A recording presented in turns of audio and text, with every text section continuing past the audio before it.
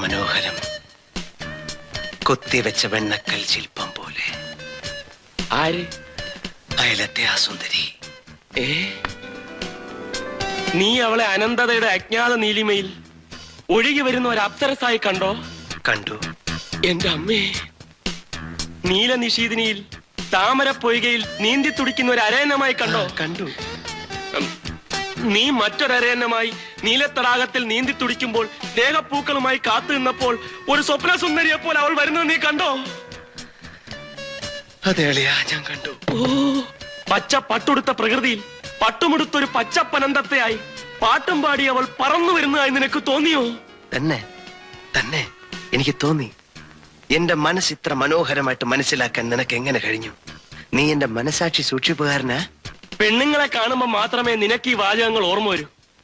പക്ഷെ ഈ വാചകങ്ങൾ എന്റെ മനസ്സിൽ വർഷങ്ങൾക്ക് മുമ്പ് പതിഞ്ഞു പോയടാ. എങ്ങനെ?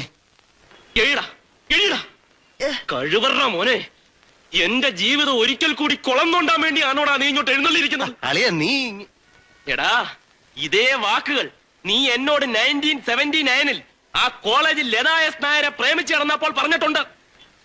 നിന്റെ ആത്മാർത്ഥ പ്രേമത്തിൽ വിശ്വസിച്ച ഞാൻ അന്ന് നീ തന്നെ എടുത്ത് അവൾക്ക് കൊടുത്തപ്പോൾ, അവളത് പ്രിൻസിപ്പലിനോട് കംപ്ലൈന്റ് ചെയ്തപ്പോൾ, പ്രിൻസിപ്പൽ നിന്നെ വിളിച്ച് ക്വസ്റ്റ്യൻ ചെയ്തപ്പോൾ നിനക്കൊന്നും അറിഞ്ഞൂടാന്ന് പറഞ്ഞു.